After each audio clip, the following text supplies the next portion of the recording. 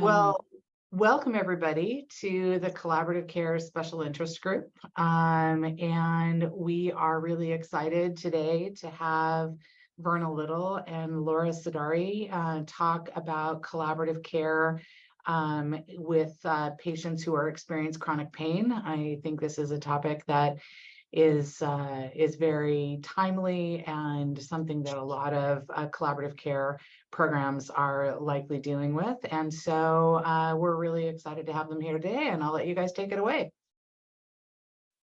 Great. So we're excited to be here. We're going to spend some time talking about chronic pain, and I think it's really helpful. There's not that many of us. Let's just stop. Have conversations, be able to have some discussion. I think the most helpful. I think you know both of us. Laura, why don't you introduce yourself, and then I'll do a brief intro and kick us off. Although I think. Yeah, it's a lot of familiar faces here. So I'm Laura Sidari. I'm a general psychiatrist with additional training and experience in a variety of models of integrated psychiatric consultation. I've got experience with both CoCM as well as PCBH as the majority of my background. And I direct a multi-site not-for-profit programming for our primary care system in central New York for Cayuga Health, which is a blend of CoCM as well as PCBH services. I've got leadership and clinical experience across a lot of different practice environments to include college health, military, and my most recent community care setting. And in the past, practiced mostly in specialty care, but have increasingly been practicing mostly in integrated care for the last 5 years. And I've got speaking experience, including with Virna. She's been really helping me get out there to do a lot of that. So I've been doing quite a bit regionally, and then was also a speaker at the CFHA Spring Conference. Great. So I'm glad to be here along with Laura today. My name is Virna Little. I've got the pleasure of knowing some of you. Currently, I'm co-founder for an organization called Concert Health that does collaborative care in 18 states now, as of today. And also chief operating officer for a not-for-profit Zero Overdose, do a lot of work in overdose. And I'm actually sitting today in a side room teaching a zero suicide academy. So multitasking, have been around a long time doing integrated care and collaborative care. So super glad to be here.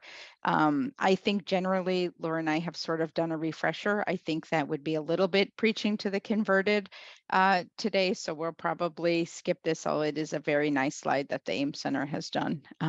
So we'll probably go through there. Always helpful to just do a little bit of a recap, because a lot of times people say, well, still thinking about collaborative care. We are actually now making some headway in the states that have the Medicaid coverage. And I say this because if you're working with a chronic pain population and you're thinking about collaborative care or collaborative care in general, it's very hard to do something that doesn't go across your entire payer mix now. We're looking at like adoption rates by providers in states where there is or isn't Medicaid coverage and what that looks like. And so right now we're at 24 states that actually have the codes as part of Medicaid, all of the commercial plans. And what's really nice now is that if you're in a state where maybe the state didn't pass the codes onto the Medicaid fee schedule, the commercial or the managed Medicaid plans are actually covering the codes, and some of them at way above Medicare rates, like in Missouri and some other places. And then, of course, for your Medicare and your Medicare Advantage plans. So I know it's really hard to do this work without thinking a little bit about how it's going to get paid for, particularly if you have like a chronic pain clinic or you have a population where this would apply. Could this really work? And what sort of the payer mix to be able to get paid? So I think what we like to do when we're thinking about chronic pain is to think about applying all of the core principles of collaborative care into really caring for this population. And so, as you know, we're preaching a little bit to the converted today. So, when we think about all of the treatment choices in collaborative care, and how perfect they are for the chronic pain population, and how really working with individuals around medication and how hard it is to take medication, particularly behavioral activation and that goal setting. To me, that's one of the biggest, components and treatment choices in collaborative care. If you're in pain and you're not moving, you're not getting out of bed, you're having difficulty, what's the one thing you're able to do? And really focusing on those very small, manageable goals is actually incredibly effective with people who are in chronic pain. If you just sort of think about it, how well that would work, and really just monitoring someone's symptoms and letting them know, hey, you are actually getting better. Look at where we were and look at where, you are now, is really helpful, especially for someone who just feels hopeless and they don't feel like the pain is getting better, or that people aren't believing them about the pain in particular. So when we think about what we want to try to really do for our patients who are in chronic pain, I really believe that collaborative care should be part of the treatment team, should be part of almost a prescription for patients who are in chronic or acute pain.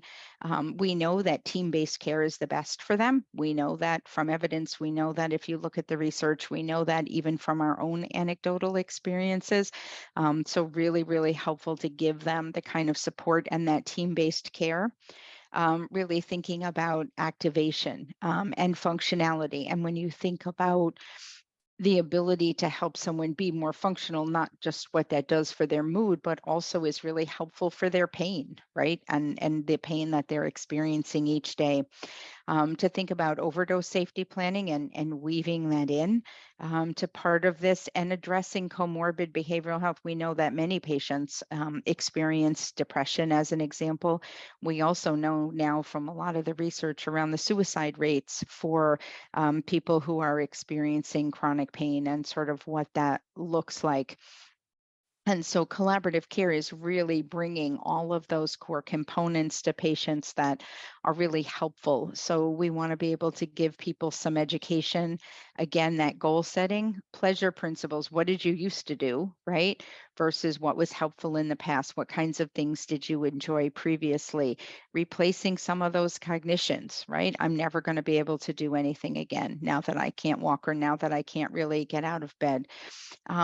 Really having recognition of pain, or grieving the loss of functionality, right? Grieving the loss of being of what I used to do, and sort of what I'm able to do now.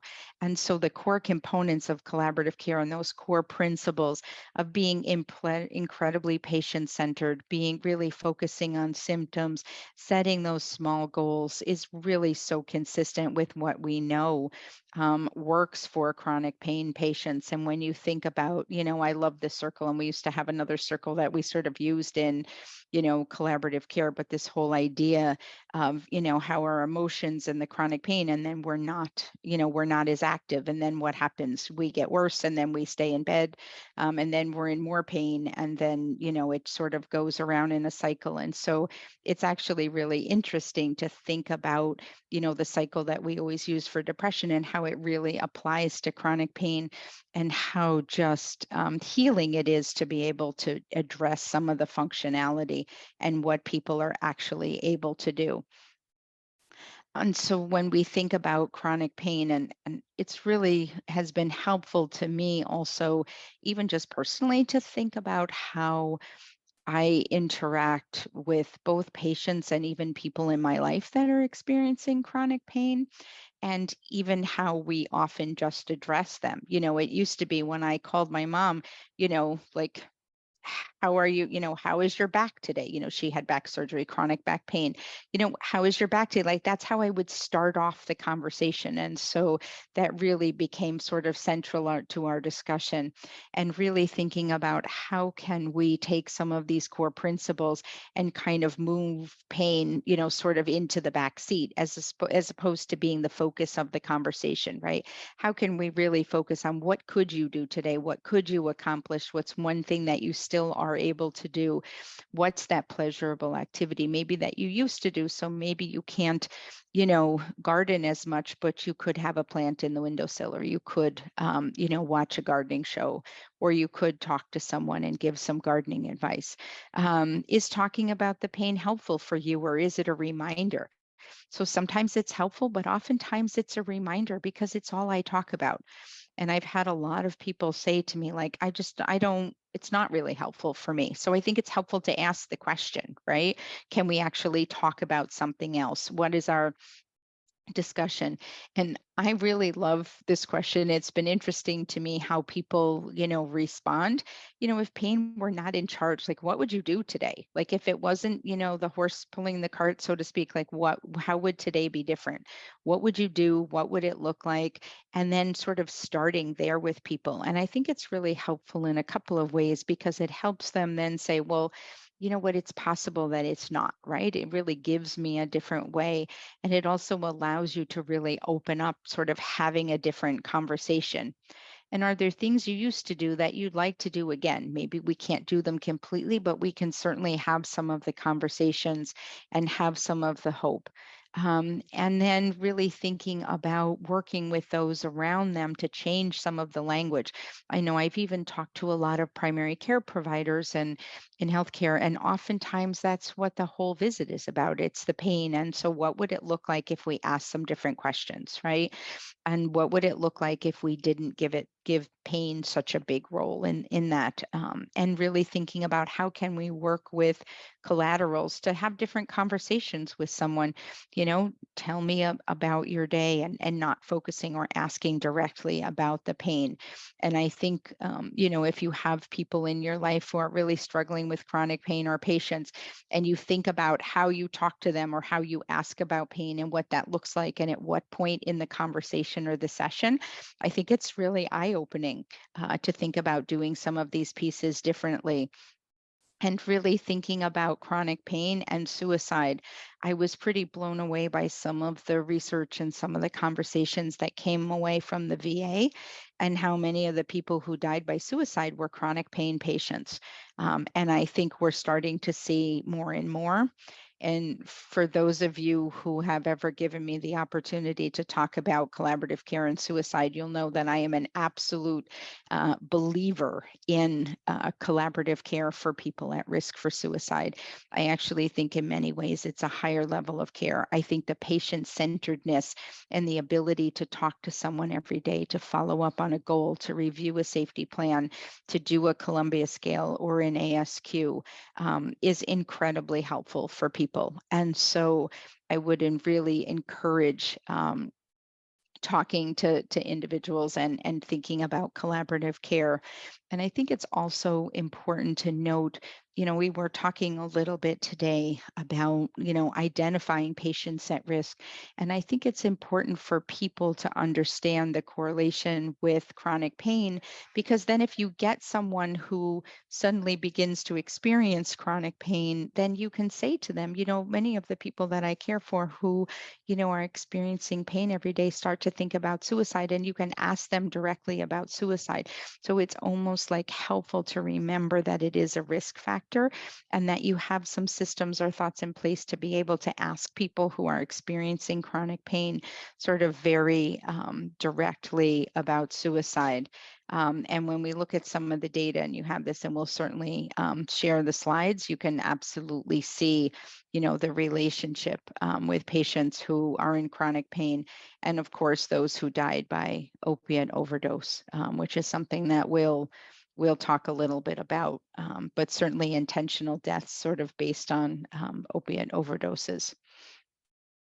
So I think, Laura, generally, if you want to take some of these pieces, but I think, when we think about suicide safer care, when we think about chronic pain, and we think about collaborative care coming, it's really helpful to go through the PHQ with patients and have the conversation. I think we've learned a lot about, collaborative care, and we've learned a lot about particularly doing that initial PHQ as an example, or GAD with someone, and really having the conversation around around the different symptoms then and asking them individually what's worked in the past, what hasn't worked in the past, what have you found helpful, how long has this been a problem for you, so that you can really get the kind of information and detail that you might need, both to care for that person and then also for psychiatric consultation. So Laura, I'll turn it over because I know you like to talk about this slide in particular. Yeah, to build off what Virna is sharing, so, this tool is valuable, not just for depression, but also for other purposes. So when we think about this, Lori Rainey shared this in the past, the PHQ-9 also can be a distress meter. It can help us to identify problematic symptoms that include, but are not limited to, depression.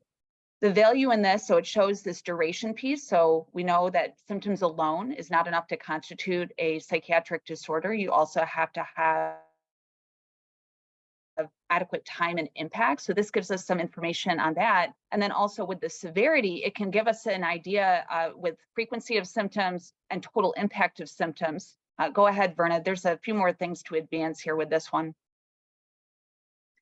And so we really want to be considering that this is a valuable tool, not just like as a one-time thing, but also as part of that measurement-based care part. That's one of the most evidence-based parts of collaborative care model.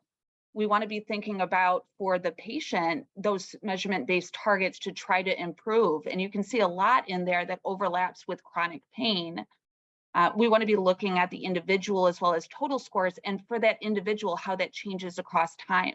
This can really help with that focus away from I'm in pain, I'm in pain, I'm in pain, towards functionality. What is important to me? How do I want to live my life? And that's something that the pain itself really is not in control. A lot of the negative cognitions, though, can intertwine with that. There's also impact on this. So clinically significant distress is something that we talk about, but in particular, the PHQ-9 talks about dysfunction. So what is the social industrial impact? And this is an important piece to be getting at as part of our assessment, not just for depression, but also pain. Go ahead. The other pieces here that I really want to point out, so keep in mind items 1 and 2 relate to those core symptoms of depression, but the middle ones, 3 through 8, relate to neurovegetative symptoms. This can really help to parse out, is this somebody who's got comorbid depression and chronic pain, or is this somebody who really just has chronic pain? So if items 1 and 2 are negative and not significant, but items 3 through 8 are quite positive, that can have a difference in how we approach and how we target. The other piece here is the importance of also, this is an opportunity to help prevent death by suicide with item 9. There's a lot of protocols and procedures coming out of the Zero Suicide Initiative related to using PHQ-9 as an initial screener and being able to detect item 9, but then doing additional inquiry. We want to keep in mind that the risk for death by suicide is both independently and in combination elevated by depression as well as chronic pain. So this is in particular a vital population that we want to try to target. What we know is asking about suicide does not increase the risk. In fact, having the ability to ask repeatedly decreases stigma and allows an opportunity for connection and conversation. When 40% of the population who dies by suicide never tells anyone, that is a really big number that we can have an impact on. And in particular, in primary care, we have the opportunity to do a dent in that. The CSSRS is one of the clinically validated tools that we can use to follow up PHQ-9 item 9 positivity, or whenever there's clinical signs concerning. And this is particularly important in this population. So even if your patient answers 0 to item 9, but is coming up with a lot of the dynamic risk factors related to death by suicide, feelings of hopelessness connected to depression as well as pain, having like increased thoughts of worthlessness or disconnect and really not engaging with others, that can be a trigger for asking the CSSRS questions. Keep in mind, go ahead, Virna, do you want to talk a little bit about this? This is your wheelhouse. Well, I guess I'm in the zone because I'm in the Zero Suicide Academy, but I would also say what a lot of organizations are doing maybe you consider this, especially with your chronic pain patients, is actually putting the PHQ or below the PHQ, the Columbia scale or the ASQ, and asking very directly about suicide, because really the PHQ and question 9 wouldn't really be enough. We're talking specifically about chronic pain patients, but I would suggest doing that, or as a matter of practice, maybe for your chronic pain patients, that happens every time. Maybe your practice is to do the PHQ, and then automatically you would do the Columbia scale or the ASQ. Absolutely. This is a population that on its baseline is at higher risk. So we really want to be looking at this as an opportunity.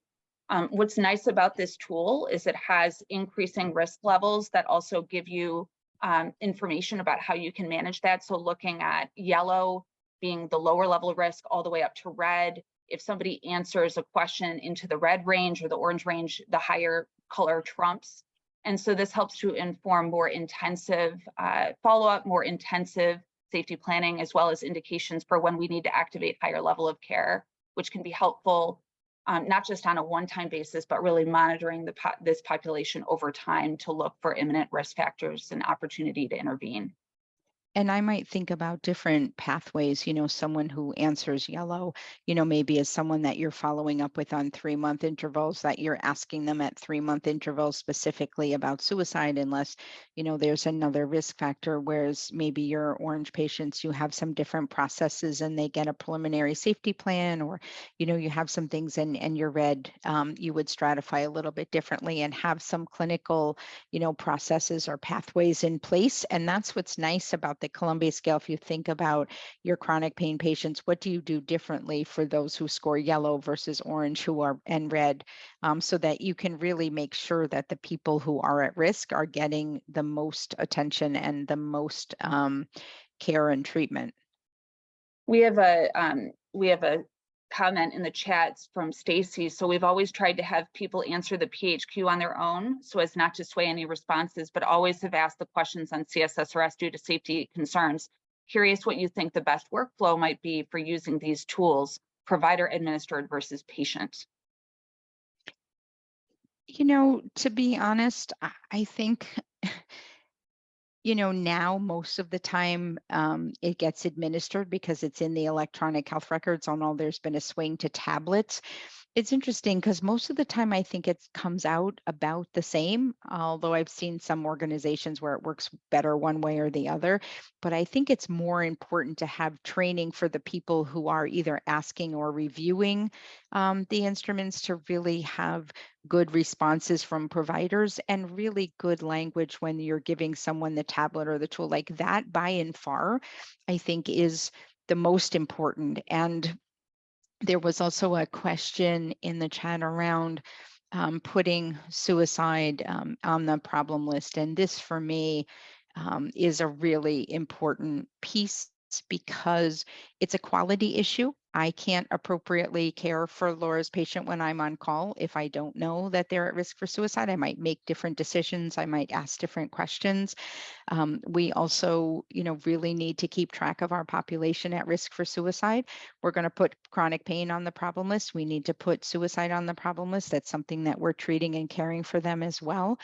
And I think it comes down to language, and letting someone know, you talked to me today about your thoughts of suicide. I just want to let you know that I put suicide on your problem list because every time I talk to you or my team talks to you, every time I see you or my team sees you, I want to make sure you're safe, and really giving the right language. And oftentimes people will say, well, it's going to impact their ability to, get insurance. But, it's really important that we put everything on the problem list accurately, that we're treating and caring for. It's a quality issue not to. So my husband was recently denied insurance because the provider actually put stage 3 kidney disease instead of, it went from stage 2 to stage 3, and we actually got a notice. And, those are things, those are the realities. And I think it's important to say, listen, we care for you, and we need to make sure that everything we need to pay attention to is in one place. So I'm not sure if that answered all of the questions, and Laura, chime in there as well. Yeah, I'd like to agree with that. It's really important to understand those baseline and chronic risk factors in particular. And then there's also important benefit for having a process for identifying those who have acute and changing risk. And so that's where in the CMTS registry, using the safety flag feature, especially for those who have acute and more like acute on chronic or more dynamic risk factors to closely track on them, can be helpful. And then in addition to that, in the electronic health record, as part of the chronic conditions, tracking that as well. The other piece here, I think to speak to the administration of the CSSRS, it also depends on the environment. So when my care managers are doing telephonic check-ins, they're very often administering CSSRS as a part of treatment to target, especially for those who are at elevated risk for suicide, and it's delivered in a conversational manner. Not because, same as the PHQ-9, we're asking the questions as part of the care. So you also want to be thinking about, in addition to just sort of like what workflows are evidence-based, what works well for the clinical delivery in the environment that you're practicing. In the clinic, most of our CSSRSs are administered with the paper form, but because of the telephonic check-in format in the collaborative care side with the care managers, most of those are delivered verbally. Mm-hmm. All right, so with treatment considerations, now we're going to sort of switch gears a little bit to talk about, in addition to the behavioral management, how do we medically manage chronic pain? One of the key things that I often get consulted on is related to polypharmacy concerns and connection in particular with pain medication management and interactions with psychotropic meds.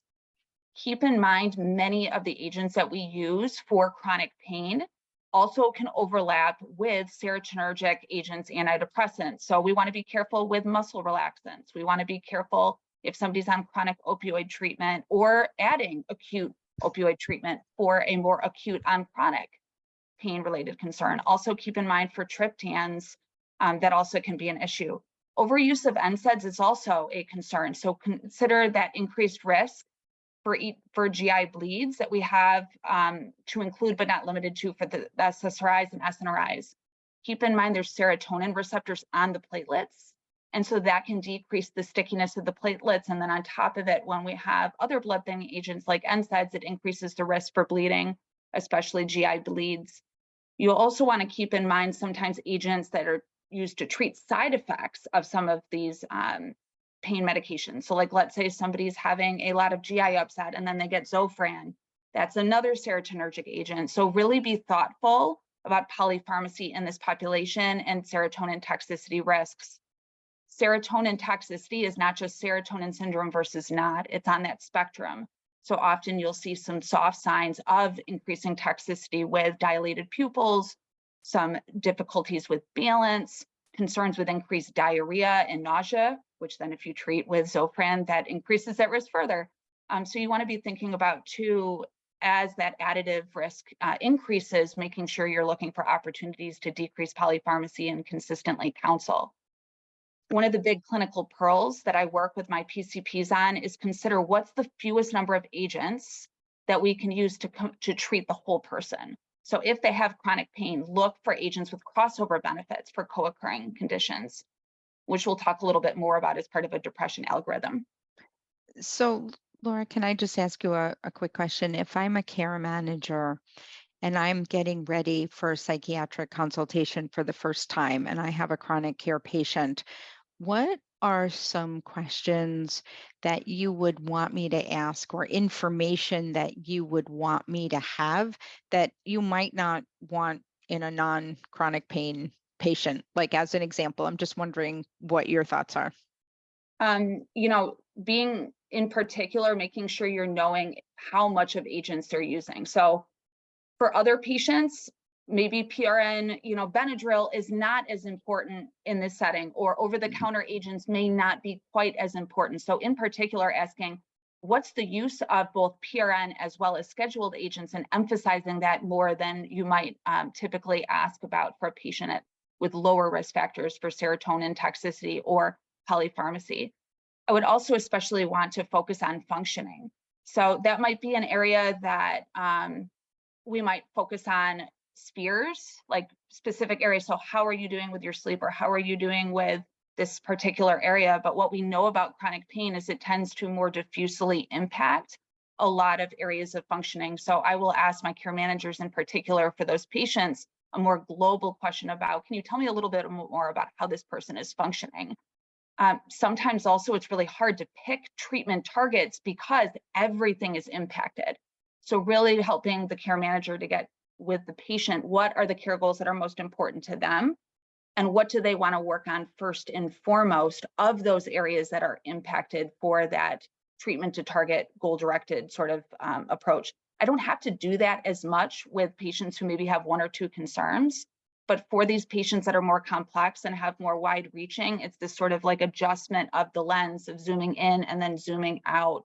You have to do a little bit more compared to those who have straightforward first episode major depression. Yeah, I would also say too, maybe just information on functionality, like are they still working, which might not be important, in other presentations, what kind of social activities are they still doing, a little bit to really be descriptive. Great. You got it. As part of that global assessment of functioning, you want to get into those spheres of daily living. So those activities of daily living and IADLs as well. So I really like this pain management toolkit out of the AAFP. This has a really nice section in it, which I've captured here, that I'd like to point out a few pieces to.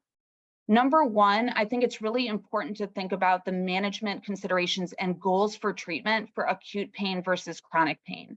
This is going to help to inform the goals that the care manager sets with the patient, as well as what your medication goals are as well. So keep in mind for acute pain, we're really going more towards that recovery and resolution.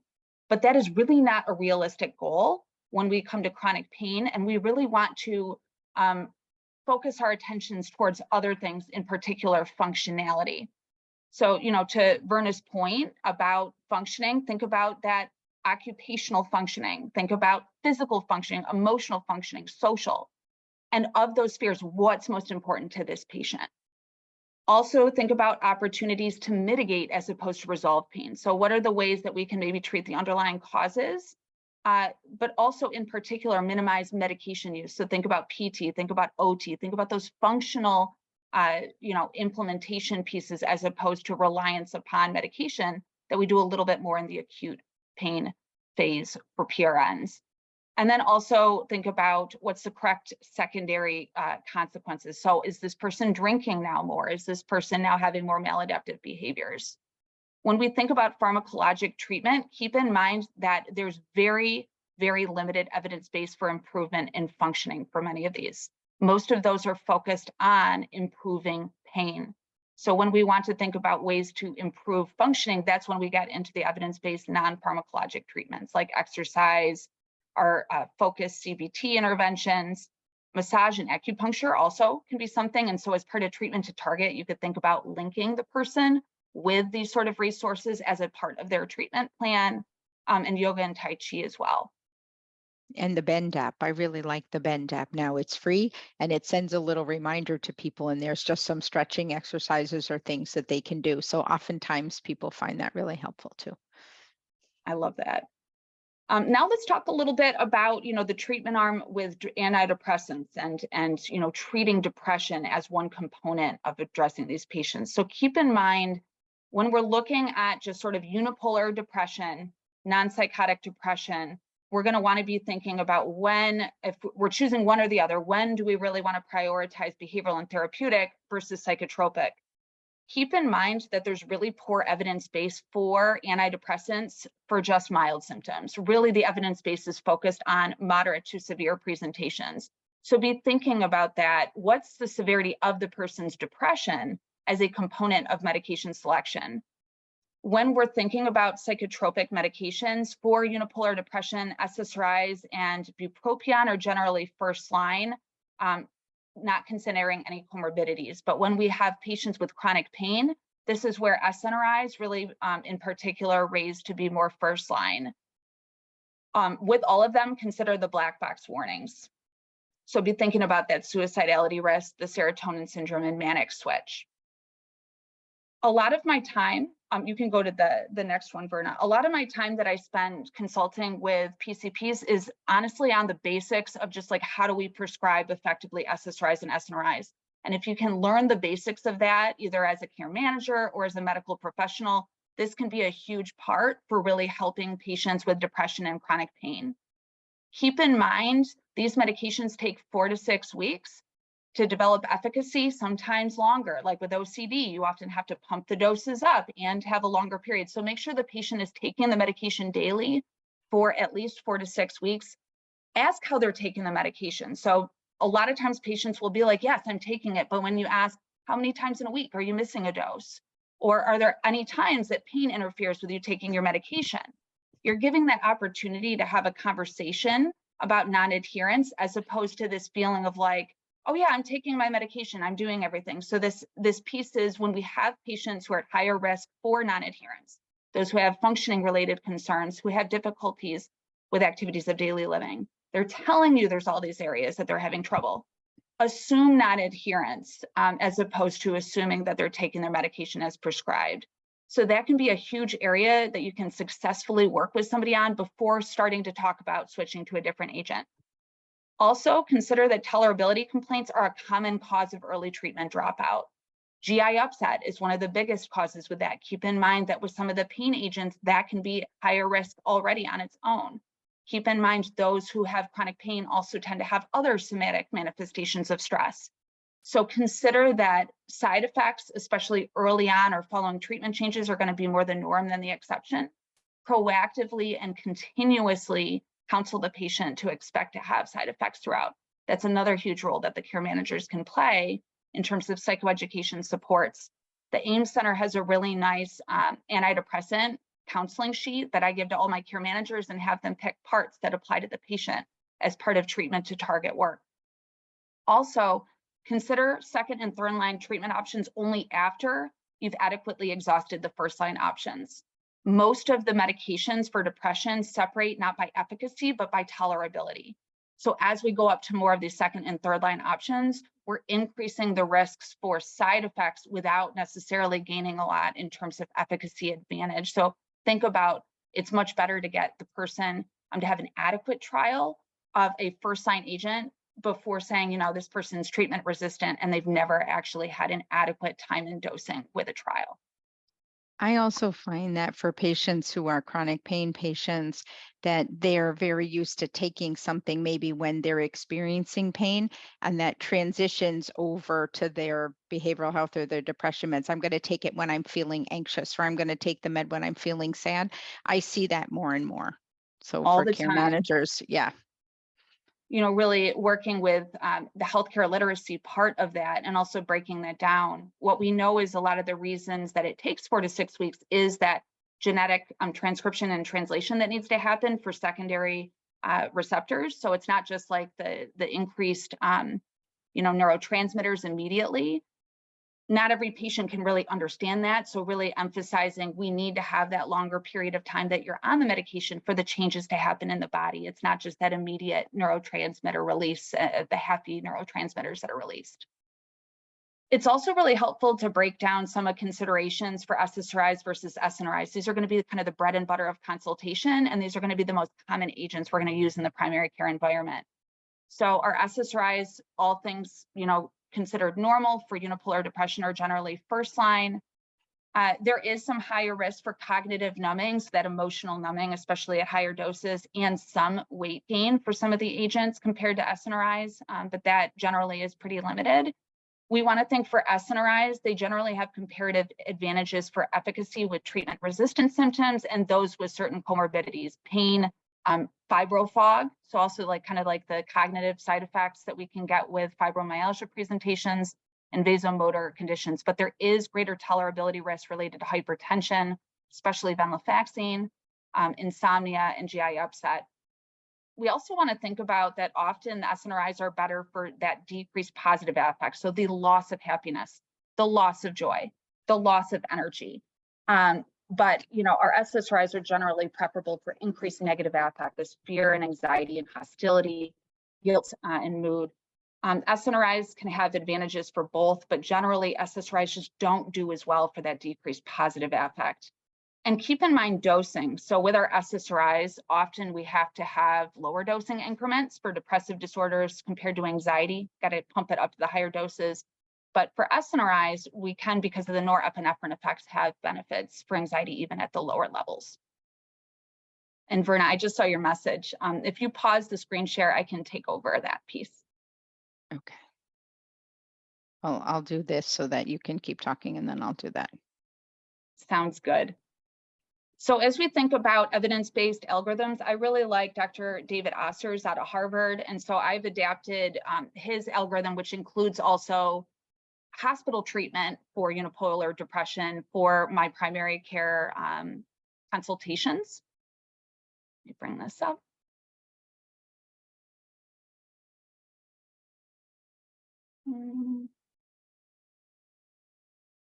And so we always want to be thinking about, before we even start prescribing, ensure we have moderate to severe depressive disorder, and we want to consider those rule outs, especially those with chronic pain. They often have other comorbidities.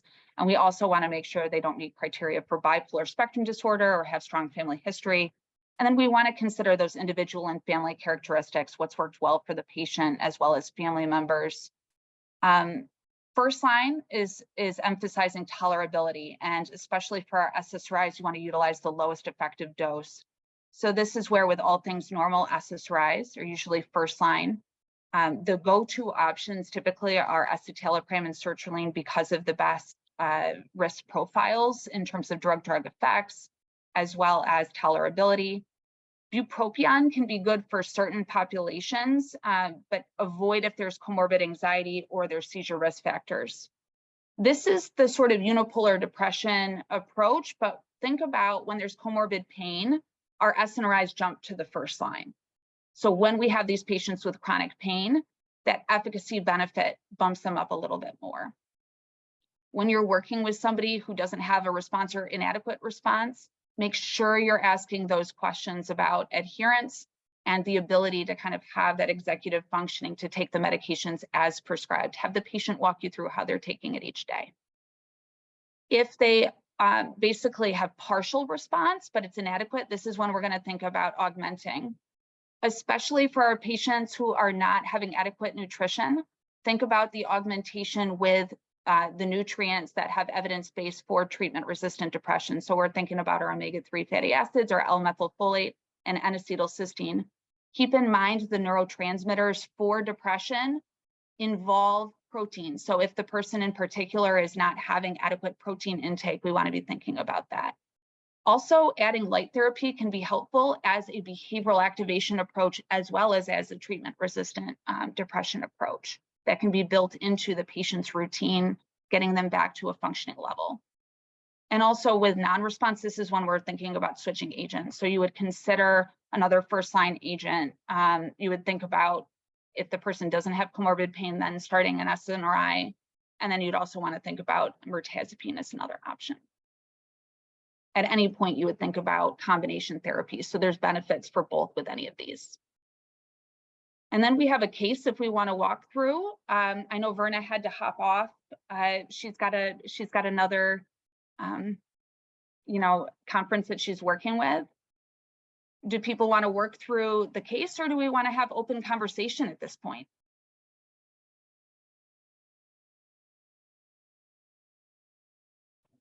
Case sounds good. All right. Okay, so we have a 37-year-old female treated for chronic pain and, quote, treatment-resistant depression in primary care. She was recently assessed by rheumatology 1 month ago and has been newly diagnosed with fibromyalgia. Rheumatology recommended low-impact physical exercises and referrals to PT/OT, but the patient declined these recommendations due to intolerable pain when exercising.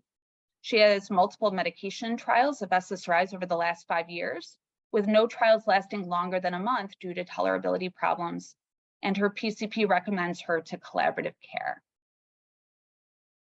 So what do you guys think? What are you noticing? These cases for me are always, I'm sorry to interrupt, by the way. No, you're good. You're always problematic, depending on how much pain medication is on board. Really at times appears to be therapy interfering. They come in with a load of opiates on, or And it's increasing our depression, the PHQ-9s, 5 or 6 scores higher, lethargic, all of the traditional symptoms of depression, attempting behavioral activation, motivational interviewing, CBT, those types of interventions, and having to fight an uphill battle. And in the primary care world, just not the presence of pain clinics. Pain clinics are closing left and right in our community. So PCPs are being asked to manage chronic pain on their own, and their way of managing it has changed significantly in the recent past. And so, this is it's been problematic in the CoCM model. Trying to keep our appointments to a lower level, trying to adhere to the aims, psychotherapy interventions, and then of course noticing at times higher level psych stuff or characterological issues or personality issues that tend to complicate these things, as well as addiction. So it's just Laura to comment on it can definitely be a struggle and extend treatment beyond the 4 to 6 month window and extend appointment times to times. Yeah, Mark, you're really capturing these patients are very complex, so it can be hard to know where to start. It can be overwhelming. It can cause longer duration of treatment. It can be very time consuming. Where would you start with this patient? So I would first look, of course I bring in the consult because we've had multiple trials of SSRIs. But I would really look to see if what's the other medications on board here? Are there any other things, any opiates or any other medications that could be contributing to their motivation, to their energy, to their sleep, to things that can have an impact on depression, and really start there. And then doing a biopsychosocial assessment, recognizing what coping mechanisms they come into intake with, and what's been helpful, what's not been helpful, and then looking at other types of therapy beyond an ACT therapy, which is CBT based, but looking at PT and OP, what's their current coping strategy? Absolutely. PT and OP doesn't work, so if we look at a creative hopelessness type of avenue, continuing to prompt them to tell us what they're utilizing and whether it works or not. So, for lack of a better term, continuing to help them run into that wall and recognize that what they're doing is currently working. So, looking at other alternatives for coping. So. Yeah, when we're working with these patients, it's often better to bring them sooner rather than later to case consultation. So getting upfront that good medication history of what are they taking now, what are they not, and thinking about that proactively. The benefit of that sooner psychiatric consultation includes, but is not limited to, the medication. It can also be helpful for breaking down where can I reasonably start with the patient. From the behavioral activation approach, it's also really helpful to think about pleasurable activities and those that the patient's most motivated towards. So when you're doing that global assessment, just like you shared of how are they functioning, you want to get at all the different spheres, generally, but you want to target what is the person, what's most important to them, what are they most motivated for, and also what's most feasible. Let's say they're really motivated to go run a marathon, but they're not even getting out of bed. That's not a feasible goal. So thinking about feasibility as well as motivation, that PT/OT getting on board sooner rather than later also is awesome. So maybe your first treatment to target goals might be, we want to get you established with PT. So maybe that's one of kind of the goals that you set as a part of care management. And that way you can also gather information from the feedback that they're getting from PT to help inform smaller goals that you're working towards. Awesome. I see in the chat, would want to look at functioning changes and what she would like to be doing. Absolutely. And that piece of maybe help tie that to PTOT, spot on. I also see from Caitlin, no SNRI trials. So that's another piece, right? If we have never had an adequate trial of an SNRI, this would be somebody that, regardless of whether they've never had an adequate trial of an SSRI, we'd want to jump a little bit ahead in the treatment algorithm towards those SNRIs because we can have the dual benefit of crossover benefit. Keep in mind, we don't have great like head-to-head trials for SSRIs or SNRIs. There's more of like that evidence-based piece that they've been most tested in that population for chronic pain. So we just want to be thinking about that as we're informing that decision piece, that we have greater evidence to support the use of SNRIs in chronic pain and depression, but we don't have like head-to-head randomized controlled trials. Also, we see in here want to rule out other psychiatric conditions, bipolar, PTSD, levels of depression. PTSD is huge. With central pain presentations, there's a lot of overlap in terms of when we look at neuroimaging for pain, similar neuroimaging profiles for those with trauma. And we also can see this central activation of pain and somatic manifestations of pain as a part of trauma. So in particular, you want to be asking, especially for those patients, about trauma. What else? What else do you guys notice or have questions or thoughts about? I wonder if there's been any research as far as TMS therapy. And then also, I think about our tools and wondering about exposure therapy, specifically in the pain, the parts of the body that they're in pain with, and helping from a psychological perspective to go through levels of exposure, and recognizing the emotions and thought processes to go along with that. Absolutely, good points.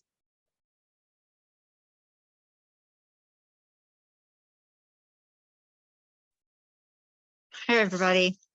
I'm just going to say something that I'm a little hesitant to say, if that's okay. But I know that I come from a different area. I'm a psychologist and I work with CAP in a lot of treatment resistant conditions. And I'm seeing some really tremendously remarkable things with long-term patients of mine that have overlapping long pain syndromes, including RA and fibromyalgia and co-occurring like personality issues and treatment-resistant psychiatric conditions. And the notable like lack of connection between all of those interdisciplinary team members, and which is why I'm here and I'm listening to how well you coordinate those workflows and tick all the boxes. But I keep feeling so astounded by the fact that pain clinics are not actually applying this interdisciplinary approach to how pain works and the neuroplasticity that we're seeing with the psychedelic medicines in a controlled environment led by a medical team that has access to the whole enormous data bank of body systems that are involved, and just the what I'm seeing on a practical level in the outpatient world is pretty remarkable. And I wish I had more communication with the whole medical team as a lonely private practitioner out here and a supervisee of other clinicians, and we're trying to, pick up the pieces where they fall through the cracks in the system. So I'm just hoping to be part of a build of a new version of a pain clinic and, invite, conversations, to people to approach me about how to do that in a very inventive, progressive, co-generative way. It's an exciting area, and I think we can do better, and starting with the foundation that you guys are laying there and then adding progressive tools, especially as the research starts to bear out the impact that and make way for new psychedelic medicines that are coming down the pike quickly. Yeah, I love that. And I think there's a lot of people on this call, including myself, who would love to be a part of those conversations with you. I would also say, part of what we all hope to do is to really add to the body of knowledge around collaborative care. And so if there are people doing this work, I know I speak for Laura that we would be very interested in having a conversation and writing about it, sharing some best practices, doing a project. So, feel free to do that as well. Yeah, it's lonely out here, and it really could benefit from like practicing what we preach in terms of collaborative models. You're not alone. We're Okay, just gonna send you virtual hugs. You're not alone. thank you. Absolutely. And there's, some rising models too in other sort of medical specialty areas. So collaborative care has some evidence base in cardiology. In my health system, we have an arm that's connected to rheumatology, both a CoCM care pathway as well as a pain pathway. So there's opportunities with the collaborative care model to really help with that shared care approach that you're describing that we're missing. Care fragmentation is one of the biggest causes of medical errors. To err is human, they talked about that. We've been talking about this for decades. But it's hard to make a dent in that unless we have a cohesive care team. And so when we have all these different silos, it creates a lot of problems. Using the care principles of collaborative care and then really applying these to other care environments, I think is going to be that way of the future. We're running into with some of our pain management folks also still like in the old way of doing things. So when I went to medical school in the early 2000s, it was treat the pain, treat the pain, treat the pain. It's the fifth vital sign. And opioids were very much like at the forefront of that. And so I think also what we're navigating is a pool of pain management specialists that have been trained in that model. And so how do we sort of reconcile that and unite with the evidence-based practice that doesn't necessarily align with the fellowship practice also that took place for those who trained during that period and around the time there's a big push for those medications. So I think we've got clinical areas we want to navigate, administrative, different specialties. But I see progress and I see that we can get there if we have these shared mission, and shared approach at the forefront. I think we have time for one more question. I don't know if you saw it in the chat, Laura, about BUP have a place here. I know Jen Thomas gave a really great collaborative care talk a couple weeks ago, a month or so ago.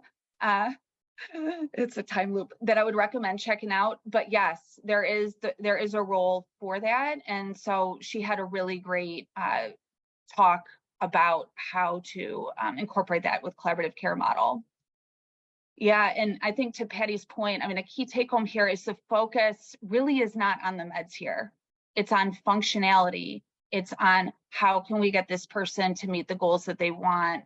Medication is one part of helping them towards that, but ultimately, we're really trying to help people be able to function in the ways that they want.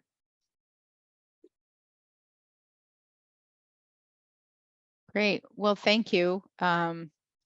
We really appreciate it. And I would love to see us go places with some of this information. And again, if there's people who are doing chronic care, chronic pain work and want to try to maybe have some side conversations and think about moving this work forward, we'd be glad to talk to you. I don't know, Diane, if you wanted to say anything and close us out today. Yeah, just really want to thank both of you very much. I think we've had a pretty big group today, and I think people activated. I think this is a really important topic, so I really appreciate you both, taking the lead on this. So thank you very much. Thanks for having us. Thank you, All right. everyone. Have Bye, a wonderful everyone. day. Bye. Great rest of your week.